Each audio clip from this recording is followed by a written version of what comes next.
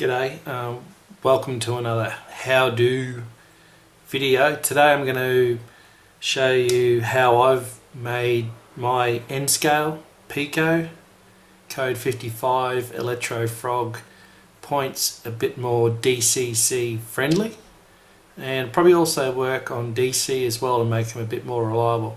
Don't get me wrong, they are a top quality product at a good price, but there's a few things you need to do to make them a bit more DCC friendly. As you can see here, we've got a unprepared one. With the diverging rails on the points, they actually draw power by contact with these, with the stock rails. Forgive my terminology, I'm not up to it, you can complain about it in comments.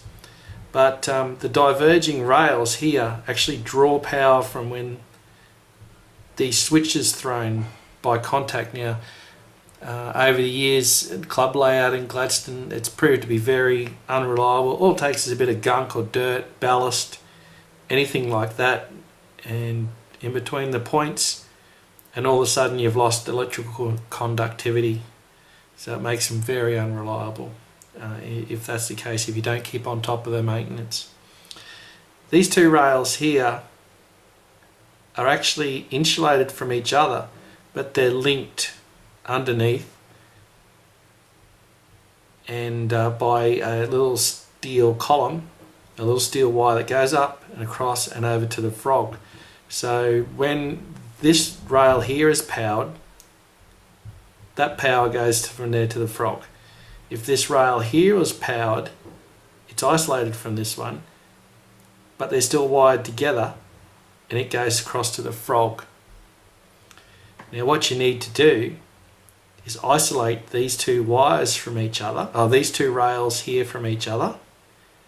That way then the frog is completely isolated as well when you cut that wire. So to show what I mean, I will flip it over. Okay, so here we have the two diverging rails underneath there, and as you can see there's actually a connecting wire soldered, so regardless of which one's drawing power, that polarity gets transferred across and over into the frog. Right, to make them DCC friendly, there's several different ways and several different methods that people have done. This is just the way I've done it.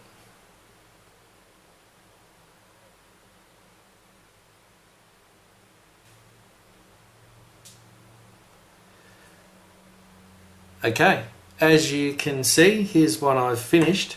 Now all I've done is I've come across and I've used the wire that I've trimmed off from the power line to the frog to actually act as jumpers across to the rails. So the main rail running here is being jumped across to its stock rail. So now it's not relying on contact here to be powered. Don't worry about short circuits or anything like that. And you can see I've used another piece here for this diverging rail to also have that blade there powered. Now don't worry too much, they're actually isolated.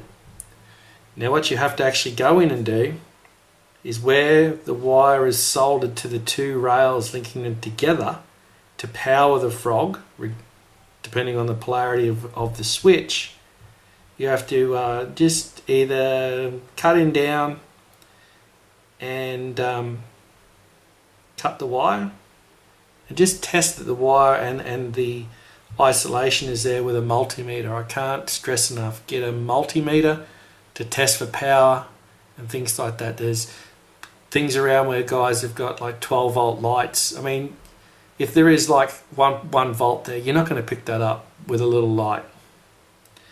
As you can see, I've removed the wire that goes to the frog, and I've actually soldered a bit of wire to it so I can link to my point motors to switch the polarity, and funnily enough it's actually green, so green's frog.